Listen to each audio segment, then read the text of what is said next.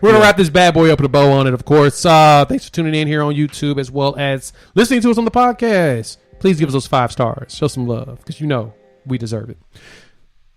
Quarterbacks, Jimmy, we are at the point of the season where teams will need to make the decision. Is it time to keep this guy out there to let him play out the year? Or should we go ahead and move on and start the quarterback that we want, potentially either start the quarterback, go for the future, or go find somebody out there? Got 5 guys. Technically, I got 6, but I got 5 guys. I got 5 guys in a bonus that I want to get your opinion on. There's a long list of quarterbacks that are in this situation, or teams in this situation with their quarterbacks, but I think these 5 are the most significant that is still up in the air. You ready? Yeah. All right, Jimmy, tell me, is it fair or unfair to say that we need to move on from this quarterback? First up, Matt Ryan. Yes, move on from Matt Ryan. He's old enough for you to move on from him. You need to get younger. Your best player on offense, Kyle Pitts, is super young. You need to get younger. You need to get more exciting at that position. I mean, I think the franchise, the city, needs this more than anything. They will support you if you really inject them with youth and energy, because you see them supporting the Braves, world champions. Congratulations to them. You see them give their energy and their time to the Atlanta Hawks, made it to the conference championship. Trae Young, ice cold. You have him. You need somebody on that Falcons team outside of Kyle Pitts who can inject that into the franchise. You've seen, 12, 13, 14 years of Matt Ryan. You know what he is. He's got you an MVP, got you to 1 Super Bowl. He's not doing it again. You're not getting any better. So it is time for him to move on. Let him go. He will get to another franchise like a Giants or someone like that. He'll still be pretty good. You might regret it for a little bit, but in the end, you will not regret moving on. So please move on from Matt Ryan. Yeah, Matt Ryan. I think it's fair to say that it's been time for him to go. They should have drafted a quarterback in the draft, as we said. I love Kyle Pitts. I think Kyle Pitts is a fantastic athlete. They should have drafted a quarterback in that draft instead of taking Kyle Pitts. Only because you kind of need to move forward. It sucks when Kyle Pitts doesn't have anybody throwing the ball. Yeah. And Justin Fields was right there. But Kyle Pitts is so good. He just needs a competent quarterback to throw the ball in his radius. You know, he's not a tight end, right? I tell everyone, he ain't a tight end. Receiver. That dude's just everything. Yeah. Ridiculous. All right, next quarterback. Is it fair or unfair to say it's time to move on from Kirk Cousins? I'm going to say unfair, because we know you can't do better than Kirk Cousins, and you proved that to us because you gave him a second guaranteed deal. So you know that either because of where you pick in the draft or because of the history of the quarterbacks that you've gotten for that team prior to Kirk Cousins, maybe even stretching back to when you had Culpepper, Cunningham, in between then, outside of that magical year with Brett Favre, and then it fell apart the following year. You struggle to some teams just struggle getting a really good quarterback in there, or a good competent quarterback that you can trust. They're comfortable with Kirk Cousins. They trust Kirk Cousins. They know every minute of the day where Kirk Cousins is going to be. They know 9 a.m. he's at home with his family, in bed by 10 o'clock. So they're comfortable with him. And honestly, as frustrating as he is, and I know Vikings fans might hate me for this, or they feel differently because they probably know him just a little bit better than I do. I mean, he's probably, in certain categories, he's a top 10 quarterback. Unfortunately, I don't know how. It's not good enough for you to get past an Aaron Rodgers or Tom Brady, but you could do a lot worse than Kirk Cousins. So I think for now you stick with him, because I think he has so much talent around him that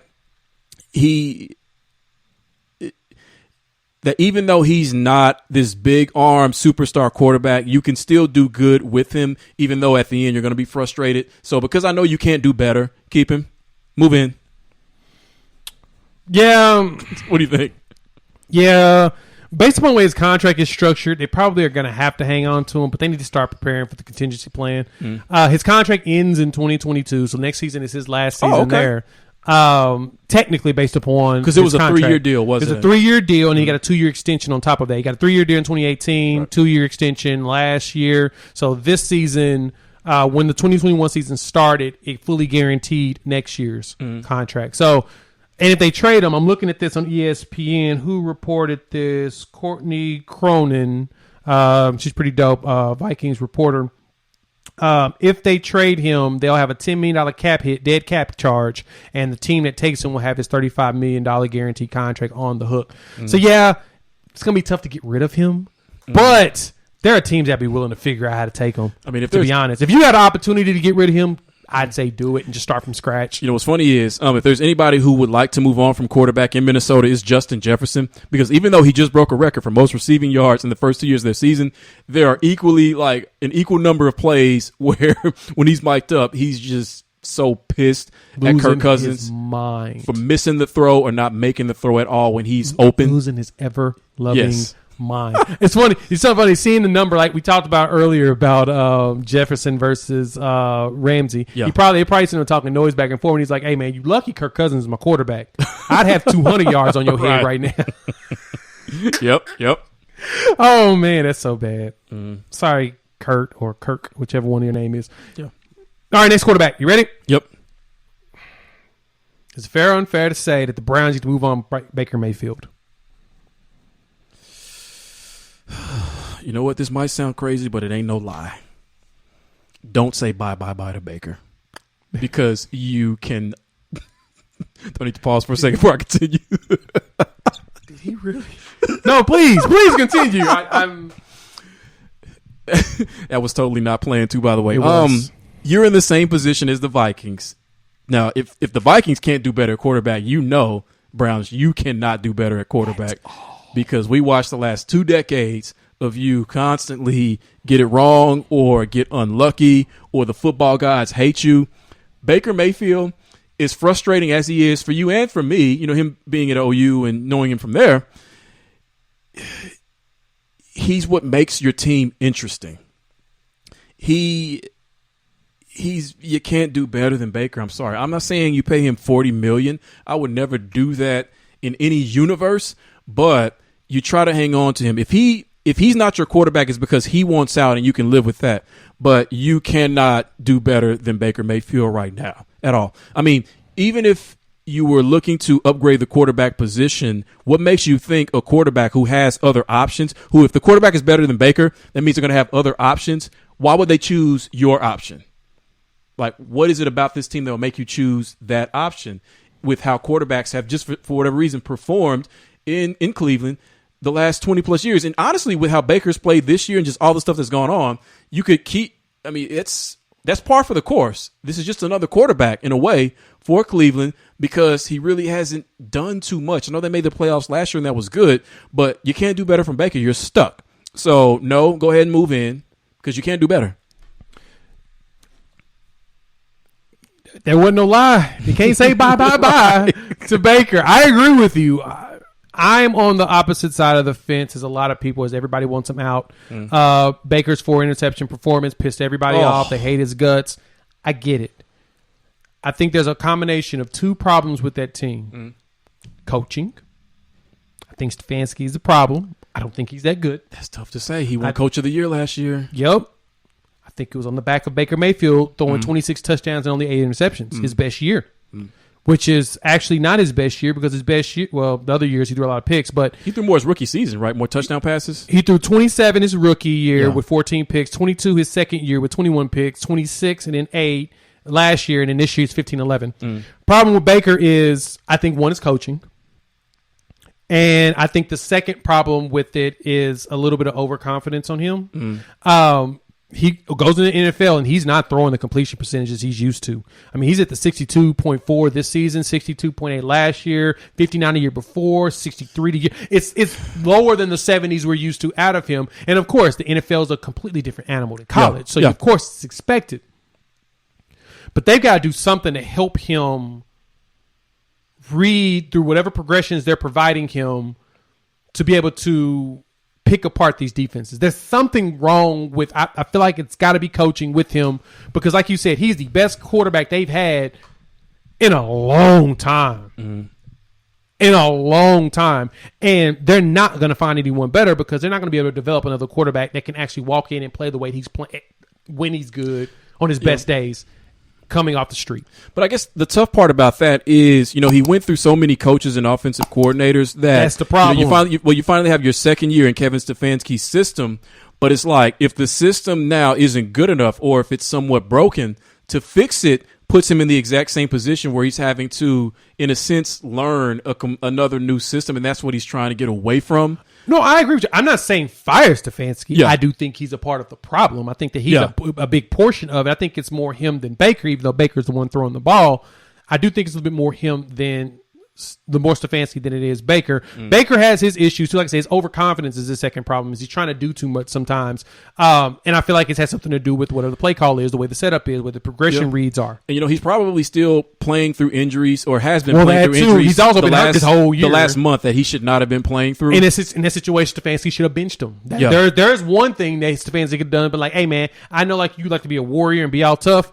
You're hurting us by playing while you're hurt, so I'm going to go ahead and pull you, bro. Sorry. Yeah. And sometimes you got to do that. Sometimes you got to make these warriors sit their asses down because they're going to play regardless. That's their game. This is their life. And the whole thing about playing football and playing contact sports is playing through pain.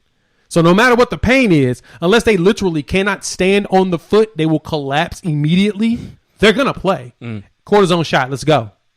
Even if they can't stand on the cortisone shot, and if they can walk, but it's like, nah, man, your foot's dangling like this. Like, you can't play.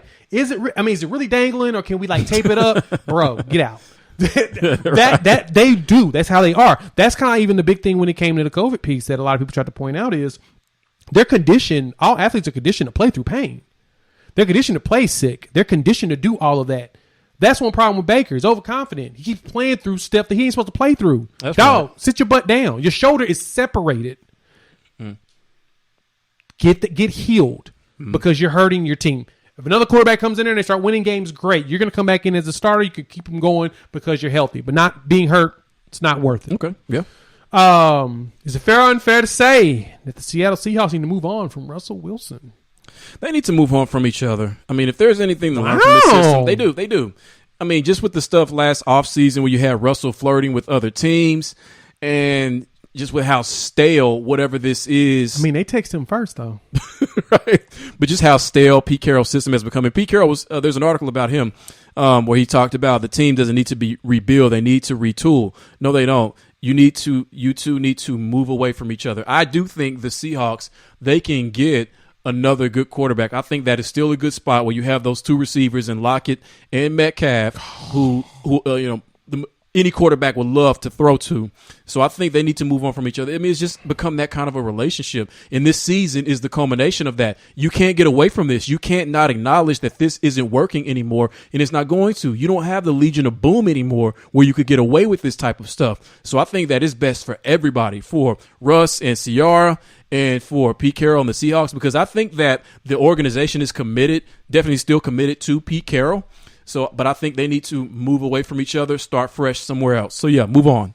Move out. Yeah, I agree with you there. I think it's fair to say that they need to go ahead and move on from Russell Wilson. And you made some great points. They can't rebuild anyway, though. That's the problem. They can't rebuild. Because you sold your whole draft for Jamal Adams. Well, Pete Carroll's also 70 years old. Yeah. So why would you want to rebuild as a 70-year-old head coach? No, they do need to retool. They need to retweak. And one of the retooling is sending Russell Wilson somewhere for another quarterback. Hell, send him to Minnesota for Kirk Cousins. You go. Do you think they should move out Pete Carroll too? It might be time for them to move on from Pete Carroll. Even as successful as he's been, it might be time for them to say, hey, first losing season, you're 70 years old. Do you still really want to do this, or do you want to go kick it with your grandkids? I don't know.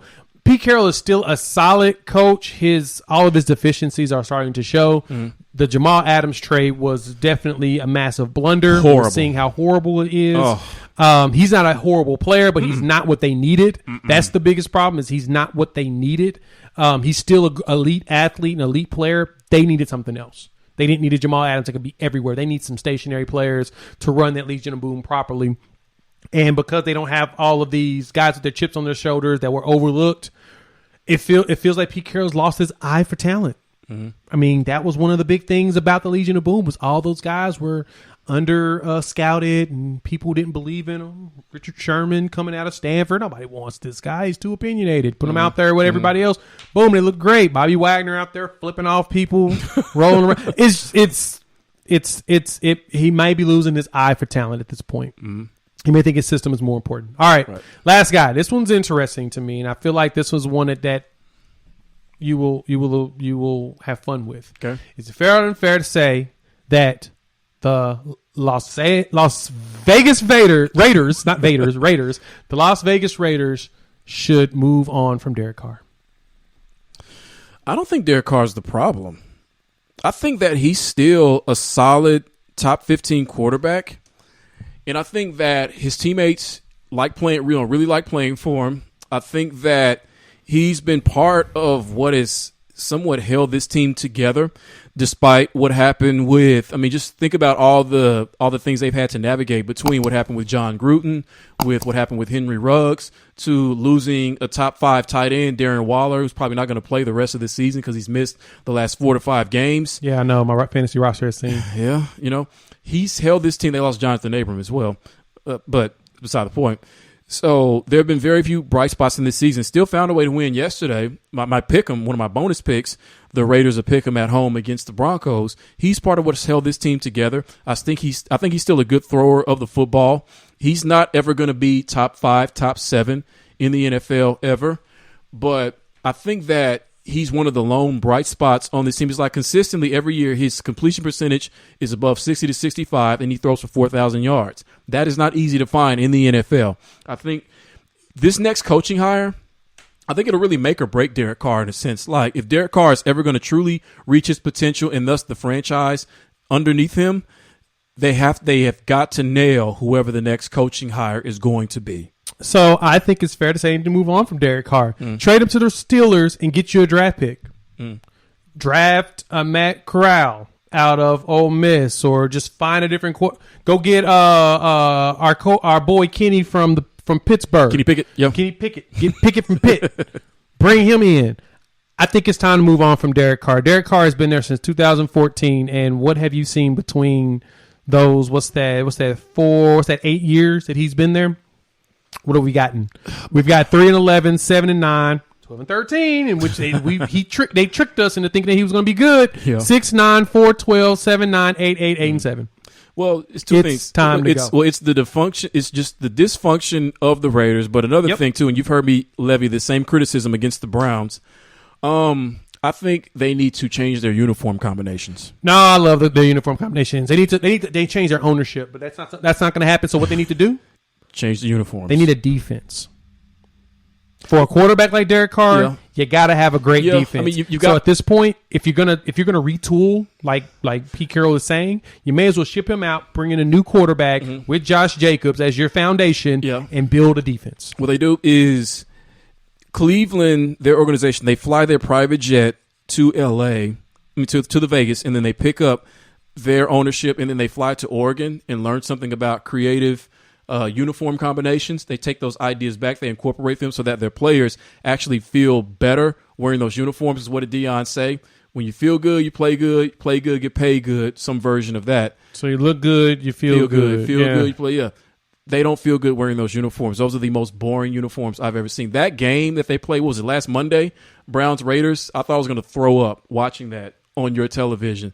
It's just so awful seeing those uniforms. Change the uniforms, change the energy. I know it sounds crazy. You think this is just a hot take or a bit. No, this can totally change the energy of your organization, or else it's just the same old, same old. So I think that's a big part of what they literally need to do is change their uniform combinations. Good Lord, Jimmy. You really and get a stable coach. Yeah. Well, yeah, I think stability at the coaching position is probably the most critical thing. Yeah. Let's see if that happens right. Yeah.